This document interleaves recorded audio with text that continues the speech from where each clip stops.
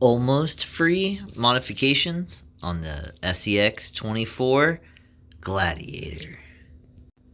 What's going on, everybody? It's your boy Potter with Grandmaster Crawler, I guess. Anyways, in this video, we're going over all of the Axial SCX24 modifications I have for you that are almost free. Let's get into it. So I got everything pretty much I need, I guess, plus a pen. I got everything I need here for today's modifications. I'm doing like over 5, like 6, 7 modifications. I have a trick from 24 Yep, how to scale out your car if you don't have like the fancy $100 4-point scale. I have two $10 scales, hobby scales, and I'm going to be able to use those. If you've seen the video, then you know how that works. Trimming the fenders, removing the bumper, I'm adding weights, I'm removing accessories. I'm doing quite a few things in this video. So I think the first thing we're going to do is just scale out. I want a stock weight for everything, all 4 corners, see what we're working with. And then at the end of the video, we can compare, because I'm taking a few things off and then adding weight. So yeah, I think pretty interested. That's the main draw for this whole crawler endeavor. The modification aspect is just fun. It's just going to be a cool experience. So, and like I said, 24 Yep kind of cued me in for this idea, and I'm also going to use it for my drift car as well, which is pretty cool. But he had 1 scale and was able to figure out the math. I'm actually going to use 2 scales, make it a little easier on myself. So just as long as it clears, as long as it's fully sitting on the scale, there's like nothing actually like touching, which it's not. Kind of hard to show with the camera, but so we're 149, 120, 120 in the front, 149 in the rear. So this is just a rough, hey, $100 versus $20, and I already had those, so that's a great free upgrade. I mean, not free, but yeah, definitely something easily achieved. And yeah, so let me figure out the math real quick on the front and rear. So we are at 45, 55, 45 front, 55 rear. And that's just not going to do. We're going to need to hit that 60, 40. Battery relocation, couple different ways you can do it. But adding weight is definitely the approach I'm going to do. So yeah, that's going to be good. Next one I'm knocking out is the shock relocation. I'm going to go from this hole to this hole, and then on the front I'm gonna go from this hole to this hole. So I'm gonna knock that out real quick. Got my handy dandy driver, and I'm ready to go. It is actually, if anybody's curious, 1.27 millimeters. Oh yeah, I should have took a measurement for articulation way more. Maybe I'll overlay image. Definitely considerable.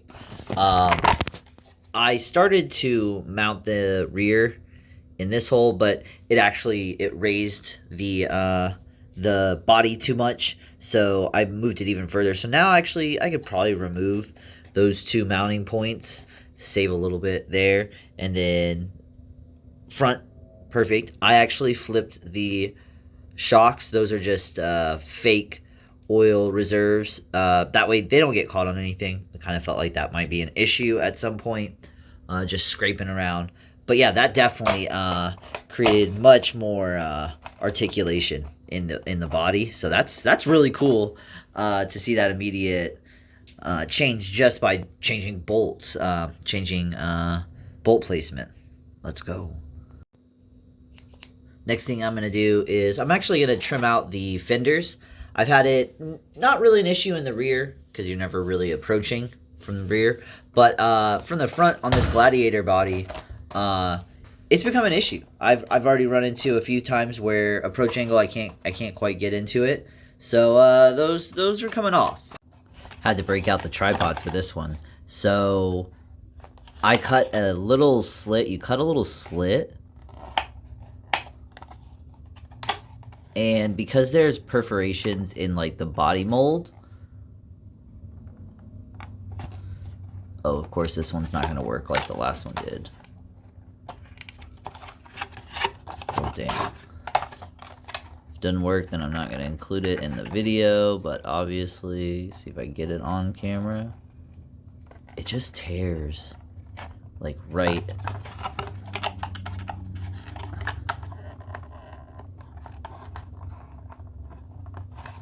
I'm like concentrating at the same time.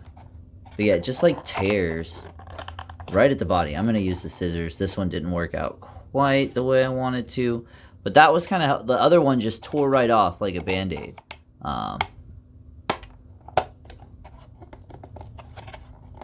this one ain't cooperating. But yeah, like clearly you can see how clean that just separated. So that was kind of cool. And I mean, just for information's sake, I mean, 2.3 grams just off the fenders. So, all right, fenders are off. The paint didn't really like it, but that's all right. And I thought, while I have it off, I'm gonna scale it with the accessories. We're at, no way. I mean, that's pretty heavy. So we're at 71 grams for the whole shell. And I didn't realize there's all these accessories, which is pretty cool. But they gotta go. So, and it's also top heavy. I mean, that I can feel it.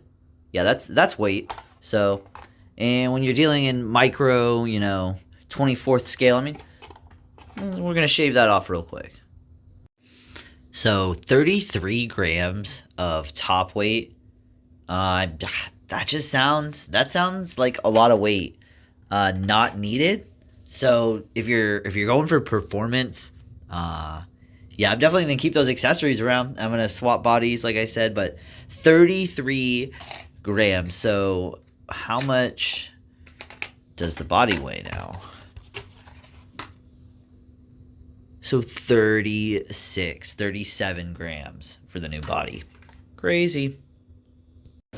Now I'm gonna remove the bumper and then the lights. I'm gonna remount them up here so they're just kind of like an underbody lighting, the suspension. And that way they're out of the way. I'm gonna do some weights up in this section, but I'm pretty sure I can't quite tell if this bumper is one section or if it's two sections. But either way, this is gonna add a much better approach angle, just not having, a couple millimeters worth of bumper. And I don't need the lights out the front either, so, but they are really bright. They are actually pretty good for what they are. But yeah, I'm gonna rearrange this. Totally worked out perfect. Got that front bumper off, but still have that support on the frame. I'm also going to be getting a low center of gravity frame chassis here soon, so I know I'm going to be swapping anyways. But yeah, so that keeps the rigidity, which I like. And then I removed those lights, so now we've got plenty of room back there. And then I'm going to route them, and then I'm going to actually mount some weights there. So let's get on to the next step. Okay, actually, now that I took off all that weight, we're closer to a almost 50-50 bias. So front, we are 110, and rear, we are 120. So definitely closer to that 50-50. So still need that 60 in the front and 40 in the back. So weights are next. Yo, gotta say, pretty spicy mod for the lights. I've got them pointed technically forward instead of down. I really wanted them as high up as possible. So I mean, like, you just don't see them. Oh, had my finger in the way. You just don't see them at first. And then, once you get pretty low, then you can start to spot them. But yo, let's go. Afternoon of modifications. This is starting to look slightly different. So, and it's going to perform differently. Oh yeah, and to mount the lights, nothing fancy. Dab of hot glue will do. It is what it is. So now I'm going to add the weights, one of the spots on top of the servo. And so that's why I wanted to try to clear up those wires, clear up that space, make sure I have enough clearance. Then underneath, I'm going to do a set of nickels. And so, yeah, that's the big one. Nickels is how you're saying. This is 20 grams. So 5 grams a nickel. I'm going to get a set of nickels right underneath that ESC where it does not get affected by the steering links and everything. So the suspension is fully maxed out. It can't go any lower, and the nickels aren't touching. I could probably get one more down in there, but I'm gonna figure out real quick to know exactly how much weight, so I get that 60/40, and then I'm gonna hot glue those in as well. So I could do double-sided tape. I could hot glue. It's such a small spot. I could uninstall the ESC probably as well, and get that in there. So I don't know how I'm going to do it, but I will be back when it is finished. Everything is fully glued and positioned properly, and what a difference in weight. I added about 65 grams, 13 nickels, and huge difference. So looking good. I like how it is. So this mod, I'm a little bit unsure on. I picked it up off the internet. Trial and error. We're gonna see if it works. If not, I'll pop them back in. Took the springs out of the shock. So apparently, you're gonna get a little bit more out of it. You're gonna get a little bit more low. So normally the car would be sitting up a little bit higher when it was on the springs, but we're completely dead. And so not automatically pushing and, maneuvering the shocks constantly with those springs. So they're just going to be dead. So as it goes around, it'll just completely drop or lift. However, and then I think it's going to be a little bit better for bounce. And so, like, for example, like when the back drops, you don't see anything happen to the front. Same with the back. When the front drops, there's nothing happening. And so a little bit more dead feel, I think, is going to be better for driving. And it's a preference. I'm very new into the hobby, but I'm thinking that's going to be a pretty spicy modification. It's going to drive really different. Obviously, in real life, if you had no springs in the suspension, it was just dead shocks, I think that would be pretty horrible. But driving wise, I think we're gonna run it like that. So that's the next one to add to your list: removing the shocks and then reversing them upside down. I did that at the same time. So take that as the same, different, two separate ones. We'll count those two separate. Removing the shocks, and then also having the option of reversing the shocks from up to down. You might notice a little bit of oil. I did try to see if it held oil. It doesn't, but maybe if you added an O-ring, you could actually get some oil inside of there, but nothing in there now. So basically, they're just limiting where the axles drop down to. And so, yeah, front and rear, we've changed positions, we've removed the springs, and now we've also reversed them. I don't know how much weight there truly is. I'm not going to weigh them, but apparently there's a little bit more. Obviously, there's more weight at the top than the bottom. So now swap them around, there's more lower center of gravity weight. Chasing that performance. So I actually, if you've got clippers, X-Acto knife, anything you want, but I have, these are Gundam clippers, and I've actually modded the tires. So in the tread, every other step I clipped it out, and it is considerably grippier. These are accurate Nitto branded street tires, like kind of off-road street tires, and it just did not need all of that extra tread in between. So every other one I've clipped. Here you can see there, and like I said, considerably more grippy. So without even having to buy a new set of tires, I already have a grippier set right out of the box. So there you can kind of see every other one clipped out. I actually clipped too far at one point, and I was able to use just a little bit of super glue, and I was able to tack the tire back together, zero issues. And then also keeping your tires lubricated, you know, keeping the oils fresh in them, wiping them down, and cleaning them off, and it considerably makes it grippier as well. So that is a big one. So without even having to buy tires, getting that much extra grip out of it. So this next one, I know the video is all about free mods, 100% free, but this one we're going to consider a bonus. And I mean, it's literally, these were $3.99. So $2 a piece.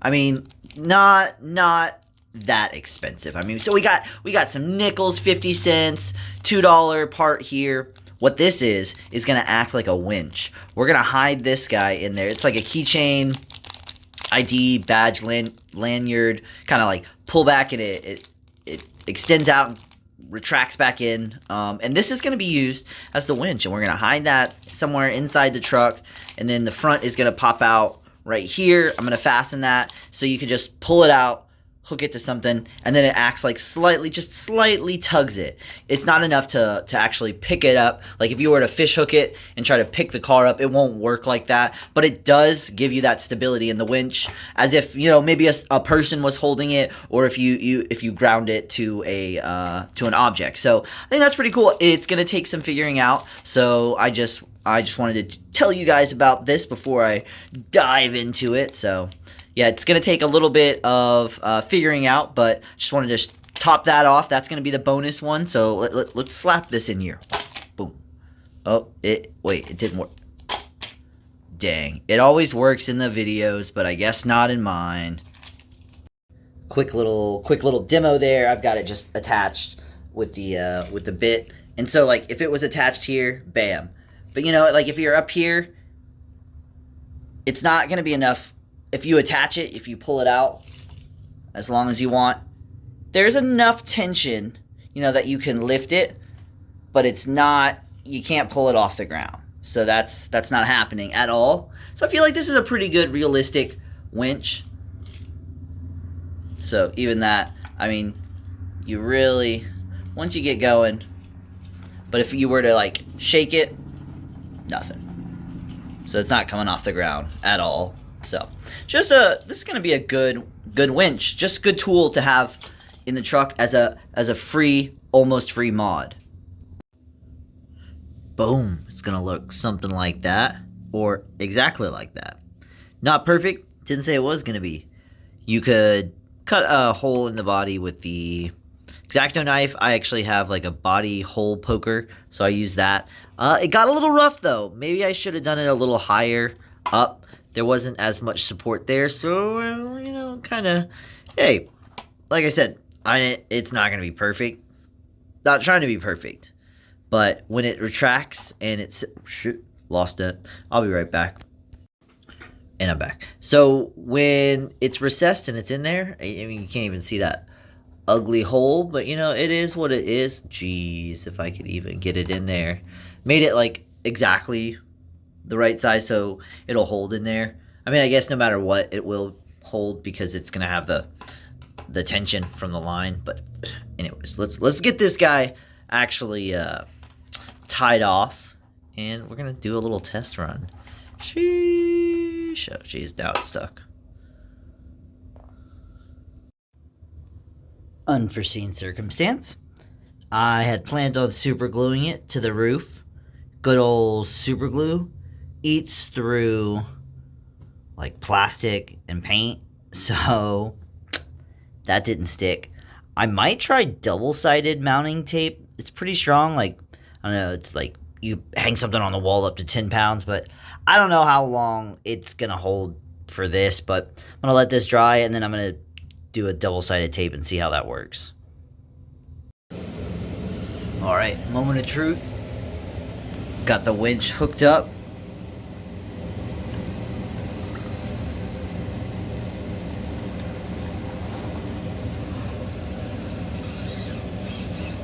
And there you have it. It does not fully pick it up off the ground. We could even, you know, get a little closer to the wall. Every time you inch closer, it'll hold you closer, but can't get away from it either. So let's, you know, for argument's sake, so it'll hold the weight. It's fully off the ground. It's at almost, maybe 85 degrees. This is at a slight slant. And still, it won't grip. This is a really smooth surface, so maybe on a more grippier surface, it would actually suffice, but not strong enough to hold the weight. So, but not enough to pick it up.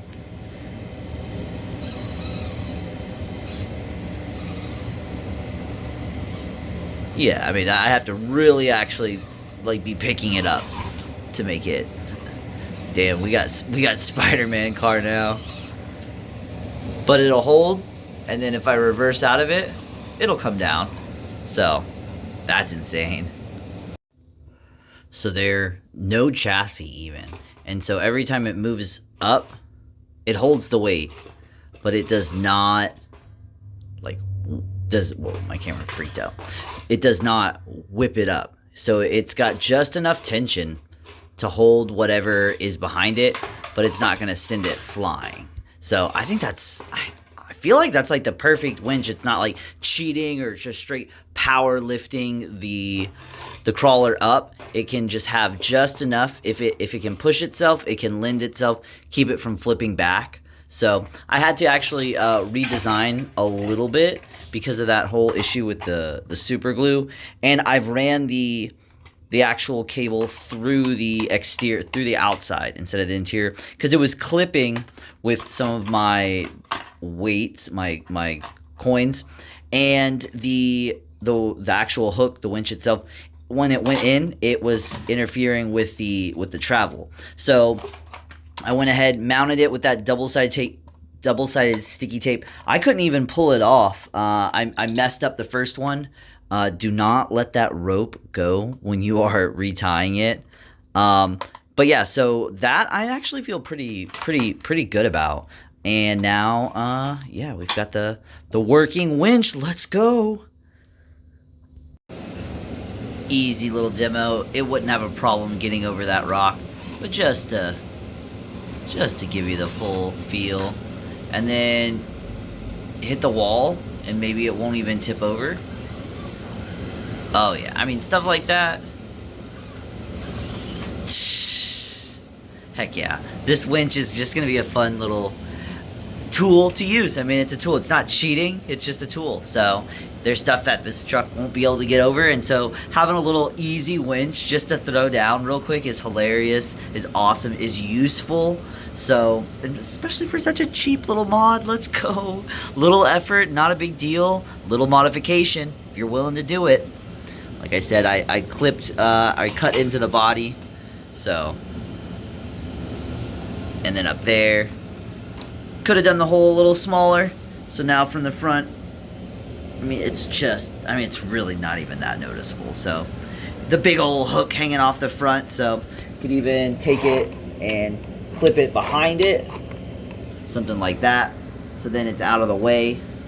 Like that with it, less noticeable. Put some gear up top, a little bit more realistic. But yeah, I'm totally hyped on that. Another little bonus that cost me about $1 or $2 is some tennis grip wrapped around the controller. Just completely elevates the grip, the feel, the look and feel, really. And yeah, I just really like that. So that just elevates the grip, while all those free mods really elevate the performance. So alright, coming in for the final weigh-in, Gladiator SCX24 RTR, 302 grams, 178 in the front, 124 in the rear, working out to a 59% front bias to a 41% rear bias. And I'm pretty hyped on that. Basically flipping from where it started, 60 in the front, now we got 60 in the rear is how it started, and now we got 60 in the front. Bunch of modifications and some stuff taken off, some stuff added on, and we are just ready to rip. I'm hyped on those numbers. Hopefully you're finding some value. I love this little trick. Shout out Yep24, like I said, for giving me this idea, and then me just taking it one step further because I had these little hobby scales. Because 100, now it's like $150 shipped, tax, everything for a 4-point counterbalance scale. It's just like, man, that's just crazy. This will do the job. You literally could actually get 4 of these for $10-12 a piece less. Probably get a bundle. So $40 compared to 140. And you just got to do a little math yourself. Big whoop-de-doo. That's a huge saver. So definitely include that as a bonus, not as a free mod, but boy, completely big hack. I could not recommend that enough. Talk about some stock articulation. Sheesh. This is where we're going to leave the video. I'm going to include a driving video. I've already driven this. Absolutely slaps. Completely hyped on the entire setup, start to finish. Just the whole process, whether, even if it didn't perform better, I've had a lot of fun researching, finding all of these little tips and tricks, accumulating them, making them all happen into one chassis, into one setup. And yeah, just talk about articulation. Let's go. Pretty hyped on this whole experience. Hopefully you found some education, took something from this video, apply it to your setup. Entertainment, education, that is definitely what I am aiming for here. But I mean, how many things did I actually do here? I mean, I gotta count it up. To be honest, just give me a second here. So yeah, we did just about 10 different things. Tips, tricks, additions, bonuses.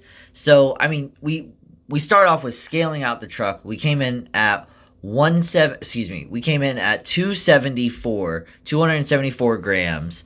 So we scaled it out. Gave you that tips and tricks for how to use it, how to scale it out if you didn't actually have a 4-point counterbalance scale.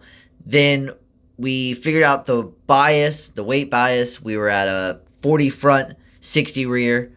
We trimmed the fenders. Then we removed the front bumper. We relocated the lights when we removed that front bumper. Then we removed 35 grams of high center of gravity weight off of scale accessories. Then, moving on to the shocks, we relocated the shocks from stock position down onto the chassis. Then, we removed the springs from those shocks. We reversed the orientation of those shocks so the heavier part is down low.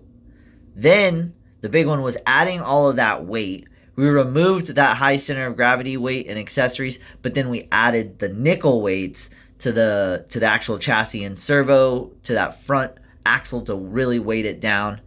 And then I started giving the bonuses, which was the winch, which was a lot of fun to figure out how to maneuver that to make that work 100%. $2 winch, and then the $2 tennis grip on the controller, which I thought made a huge difference. And then we scaled out the truck, coming in at a 60-40 bias, really 59 in the front and 41 in the rear, with coming in at 302 grams. So we came up 25 grams. It feels noticeably heavier. And then it has a 60-40 bias, 60 in the front. And that's a huge accomplishment. Big win on all of those. Just about free mods. I mean, doesn't get much better than that for going from a stock setup to a completely modded out. I mean, I don't have anybody to give this to or compare it to, but I know night and day just going from what was in the box ready to run, which was good enough for anyone, to an absolute beast, I think, in my opinion, for free. So you can spend $200-300 on all of the brass accessories, all of the upgrades. And, you know, I definitely will end up doing that probably, to be honest. But for now, what a awesome experience. Great setup. Highly recommended. If anybody has any more tips that they want to add to this, maybe I'll do a part 2 in the future. If I can get a whole nother list of mods to do, I definitely will do it. So let me know in the comments which one you found the most helpful, which ones you're going to try, which ones do you think aren't really helpful. The only one that I thought might not have been was the reversing the orientation of the shocks from having the part up top to down low, but it makes sense. logically, it does make sense. So, I don't know, guys. Other than that, like, comment, subscribe, but most importantly, never stop evolving.